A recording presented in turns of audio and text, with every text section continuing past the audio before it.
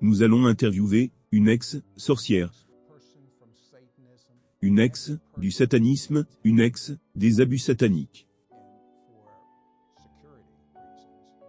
Et pour des raisons de sécurité, nous n'allons pas l'identifier par son nom. Ne partez pas, nous reviendrons. Bonjour, je suis Sid Roth, votre journaliste d'investigation. Et nous faisons quelque chose que nous n'avons jamais fait auparavant, dans l'émission Le Surnaturel. Mon invité, son identité, est complètement masquée. Sa voix est modifiée, parce qu'elle est une ancienne sataniste. Elle sait, déjà bébé, ce que signifie subir un abus rituel. Il y aura des révélations, et des gens que Dieu va rendre libres, parce qu'elle a été libérée.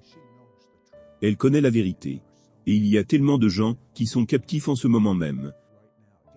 Avez-vous une idée des chiffres? Non, ce serait probablement faramineux, à cause de ceux qui ont des liens générationnels, ceux qui ont été entraînés dans des cérémonies. Il y a des enfants élevés pour être des reproducteurs, et utilisés sous différentes formes, qui y sont, et qui croient qu'on ne peut pas en sortir. Y a-t-il eu un moment où vous avez cru qu'on ne pouvait pas en sortir? Oui. Il y a eu des moments qui étaient extrêmement effrayants. Et c'était des moments où j'étais tiraillé des deux côtés, à la fois par le satanisme, par ce qui se passait, et par ce que je savais du christianisme. Une fois en particulier, c'est quand j'ai réalisé qu'il y avait des gens guéris partout dans l'église. Et que dans le satanisme, on a ce pouvoir qu'en le cercle. Et je ne pouvais pas comprendre cela. Excusez-moi, que voulez-vous dire par ils étaient guéris partout dans l'église? Et dans le satanisme, on a ce pouvoir que dans le cercle. Que voulez-vous dire par là? Le satanisme a un cercle qu'ils utilisent comme cercle de pouvoir, et dans l'église chrétienne, il y avait des gens qui étaient guéris partout dans le sanctuaire. Il y avait des miracles qui se produisaient, et je ne pouvais pas expliquer cela. Donc ce que vous dites, c'est qu'il y avait une plus grande puissance, dans le christianisme que dans le satanisme? Je le savais, mais j'aime l'entendre. Parlez-moi de votre passé. Est-ce que vos parents étaient dans le satanisme? Mes parents et mes grands-parents, de génération en génération. Nous avions des liens avec environ d'outils différents, de sectes. Est-ce typique que ce soit de génération dans le satanisme? C'est typique d'être générationnel, mais ce n'est pas typique d'être impliqué dans autant d'organisations et sectes différentes. Mais la chose que je ne comprends pas très bien, c'est que vous étiez membre de l'Église baptiste du Sud, très religieuse, en fait pendant le jour. Et dans les rituels sataniques la nuit? Comment les deux sont-ils compatibles? Ils ne le sont pas, parce qu'ils sont diamétralement opposés. Ce qu'ils avaient fait en moi, depuis que j'étais un bébé, c'est qu'ils avaient fractionné mon esprit. J'avais une partie de moi qui était impliquée dans le satanisme, et une partie de moi qui ne pouvait pas accepter ce genre de situation, et qui me gardait normal pendant la journée. Et j'ai été élevé pour faire semblant, pour garder une bonne image de ma famille. Quel était le parcours de votre père? Il était du milieu Quaker baptiste du Sud. Et quel était son rôle dans le satanisme? Il était parmi les leaders. Ok. Pourquoi un sataniste voudrait-il être un fondamentaliste convaincu de l'Église baptiste du Sud? C'est typique. Ils ont une façade, qui les fait paraître normaux pour la société. De nombreux dirigeants de différentes organisations, à travers les États-Unis, et des églises officielles, sont également très impliqués dans cette secte.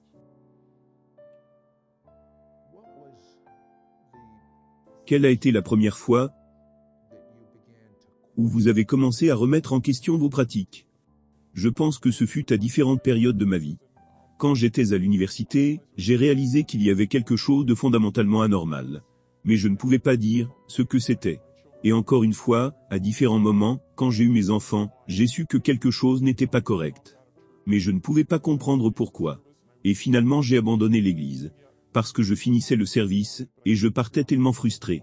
Et pourtant, je savais que les chrétiens avaient quelque chose que je désirais, mais je ne pouvais pas comprendre ce qui n'allait pas dans ma vie, pour que je ne puisse pas me sentir aussi heureuse, et satisfaite en Jésus, comme ils étaient. J'ai quitté l'église pendant tout un été.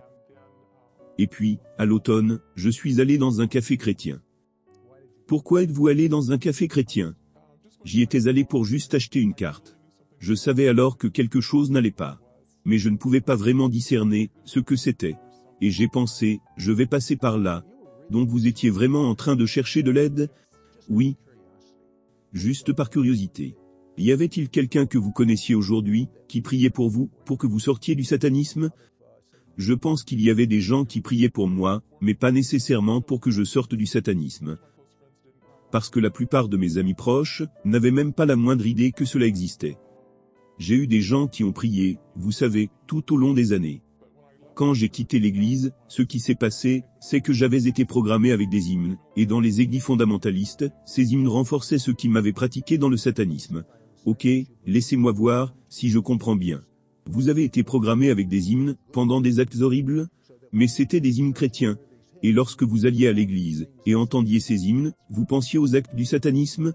Pourquoi font-ils ça? Parce qu'ils veulent souiller tout ce qui est attaché au christianisme. Pour faire paraître le christianisme comme impur. Amazing Grace par exemple. Ils commettent des actes horribles, pendant que Amazing Grace est joué. Donc quand j'étais dans un service religieux, et ils le chantaient, j'avais de ces horribles sentiments, de terreur, de peur, juste de la confusion, ne pas savoir ce qui n'allait pas, ne pas savoir que quelque chose n'allait vraiment pas. Vous savez, une pensée a traversé mon esprit. C'est quand Dieu fait de nouvelles choses. Et en ce moment même, il prépare quelque chose de nouveau, ici même, à l'église Bethel, et dans de nombreuses églises à travers le monde, il y a de la nouvelle musique. Cela doit agacer les satanistes. Ils ne peuvent pas, vous savez, vous laver le cerveau avec le nouveau, ils ne peuvent vous laver le cerveau qu'avec l'ancien. C'est vrai. Cela leur cause une certaine confusion, parce qu'ils ne savent pas quoi faire dans des situations où les gens comprennent ces hymnes fondamentales, cela ne les aide pas. Et cela est plus fréquent que les gens se souviennent de choses liées à la secte. Que s'est-il passé dans ce café? C'était un changement dans ma vie. Parce que j'étais assise en train de prendre une tasse de café et d'écrire une carte à une amie. Quand un homme est venu et a commencé à parler de ma vie et des choses que j'avais faites. Comment a-t-il su? Il avait le don de prophétie, c'est ce que j'ai découvert plus tard. Ce qu'il vous a dit, vous a-t-il fait remuer la tête? Il avait absolument raison, à 100%. Il a parlé de différentes choses, de différentes activités où j'avais été impliqué. Il parlait très précisément. Ce n'était pas des généralités. Et cela m'a fait peur. Pourquoi cela vous a-t-il fait peur? Attendez un instant, gardez ce que vous avez à dire. Nous reviendrons dans juste un instant. Ne partez pas. Bonjour. Je suis Sid Roth, votre journaliste d'investigation. Et j'interviewe une ex-sataniste. Et pour des raisons de sécurité, nous avons masqué son identité et sa voix. Vous me disiez que vous étiez à la recherche d'aide. Et que vous étiez entré dans un café chrétien, et que quelqu'un s'est approché de vous, que vous ne connaissez pas du tout. Et lui, comme on aime à le dire, il vous a lu entièrement. Qu'avez-vous ressenti, quand il a révélé toutes ces choses sur votre vie? Cela m'a absolument terrifié. Parce que je n'avais pas grandi près de quelqu'un qui prophétise. Et donc j'ai appelé une amie, et elle m'a dit que c'était Dieu, que je dois écouter. Et étiez-vous heureuse? Ou effrayée par ce qui se passait? J'étais absolument terrifié. J'ai juste pensé, qu'est-ce que Dieu fait? Et pourquoi cela se produit-il? Et puis, vous avez regardé une émission d'une télé chrétienne. Pourquoi regardez-vous une émission de télé chrétienne? Cette nuit-là, je savais que quelque chose s'était passé la veille. Et donc le lendemain, je regardais une émission chrétienne. Juste une sorte de recherche, essayant de comprendre ce qui se passait. Et j'ai eu une vision. Une vision? Était-ce de Dieu? Pouvez-vous décrire la vision? C'était une vision d'un vase. Et le vase avait été brisé. Et puis il y avait beaucoup de mains autour du vase, et il était en plâtre. Et puis j'ai pu voir l'écaillage du vase. Puis j'ai vu le vase, et il avait comme un arc-en-ciel, et il y avait comme une colombe qui en sortait, avec juste un jet d'eau entrant. Et à ce moment-là, je ne savais pas ce que c'était, mais je savais que c'était quelque chose de puissant. Je n'ai pas besoin d'une révélation surnaturelle pour savoir ce que c'est. À présent, vous êtes venu ici pour des conseils. C'est correct. Et après une période de conseils, de nombreuses personnes qui ont subi des abus rituels ont des blocages, ce qui est une forme de protection, des choses horribles qu'ils ont vécues. Et ils ne s'en souviennent même pas. Était-ce vrai dans votre cas? C'est 100% vrai. Je n'en avais aucune idée. J'avais une vie très normale, j'étais actif dans des événements communautaires, actif dans les églises. Je suis allé dans un collège chrétien. Je savais que quelque chose n'allait pas, mais je ne savais pas ce que c'était, jusqu'à ce que je commence à avoir des souvenirs des rituels sataniques. Qu'est-ce que ça fait? Qu'est-ce que cela fait, maintenant, d'être libre? Absolument merveilleux. J'avais de la tristesse pour toutes les années que j'ai perdues, mais j'ai aussi une joie incroyable. Bien, permettez-moi de vous poser une question très pointue, pour une raison. Que se passe-t-il, si vous entendez une chanson que vous avez peut-être été programmé de le lier au satanisme, comme vous l'avez expliqué plus tôt, qu'ils utilisent des hymnes chrétiens, lorsqu'ils font des rituels, pour vous laver le cerveau contre le christianisme d'une manière perverse? Que se passe-t-il, quand vous entendez une chanson, comme Amazing Grace? Vous savez, cela a été remplacé par Dieu. En ce moment même, j'ai de la tristesse à cause des années que j'ai perdues, et pour tous les abus. Mais j'ai une joie incroyable, et une émotion incroyable pour ces chansons. Elles ont une signification que je suis sûr, beaucoup de gens comprennent. Vous m'avez dit qu'il y a une puissance dans les églises chrétiennes qui a vaincu tout ce que le diable fait. Et c'est un mot que nous avons dans la Bible. Ça s'appelle l'amour. Comment cela vous a-t-il été démontré ici à Bethel?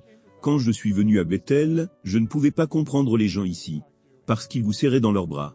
Et ça c'est quelque chose que je ne faisais pas. J'étais très réservé, et je ne comprenais pas cet élan d'amour. Et il y a eu un moment où les choses étaient devenues très difficiles, à cause des différents abus que j'ai subis. Et je voulais juste abandonner, et arrêter. Et le pasteur Allen, et sa secrétaire m'ont tous deux dit ce matin-là, ils ont dit, vous savez, si vous partez, nous allons toujours vous aimer. Nous allons toujours prier pour vous, et nous allons prier pour votre protection. Et l'amour est ce qui a continué à me faire revenir. Je ne pouvais pas comprendre autre chose. Je savais qu'il y avait quelque chose d'amour ici. Et que se passe-t-il lorsque les chrétiens adorent vraiment Dieu pour un sataniste qui se serait infiltré dans l'église? La partie la plus difficile pour les satanistes dans une église, c'est quand il y a la louange. Le pouvoir de la communauté chrétienne, c'est leur louange à Dieu. Quelqu'un qui est abattu, qui pleure, et qui va mal. C'est dans la louange, le chant et l'adoration. Et c'est un moment, où souvent, vous verrez ces gens qui sont dans la secte partir. Vous m'avez aussi dit que dans le satanisme, il y a beaucoup de choses qui sont faites, qui sont presque des contrefaçons du christianisme, authentique. Donnez-moi un exemple. Ils prendront tout ce qui est important pour le christianisme, et essayeront absolument de le pervertir. Par exemple, les éléments utilisés dans la communion, sont utilisés dans le satanisme, de manière négative. Je dois vous poser cette question pendant que vous étiez en conseil. Vous étiez dans un état vulnérable, c'est vrai. Et ils sont venus dans l'église pour vous en faire sortir. Là, où vous vous tenez en ce moment même, toucherez-vous jamais quoi que ce soit d'abus rituel, ou de satanisme? Je ne reviendrai plus jamais sur quoi que ce soit, ayant un lien avec le satanisme, où qu'il soit. Et si vous pouviez donner une parole à une personne qui est un sataniste pratiquant, quelle serait-elle? Que l'amour pour Dieu, et être chrétien sont beaucoup plus puissants, plus forts, et cela vaut vraiment tous les changements que vous avez à subir. Y a-t-il de l'espoir, pour toute personne dans les sectes, et le satanisme? Il y a juste une joie incroyable. Il y a un pardon incroyable en Jésus, et en Dieu le Père. Et je recommanderais à tous ceux qui sont dans le satanisme, arrête-toi, et regarde la puissance. Va à l'église, et lance le défi, à Dieu. Va dans les réunions de prière, et laisse les gens prier pour toi, et voir ce qui se passe. Je n'ai rien à commenter au-delà de ça. Je veux que vous sachiez que c'est réel. Il est réel, il est réel. Jésus est la réponse à tous les problèmes que vous avez. Pas la religion. Mais Jésus. Comprends-tu? Connais-le intimement.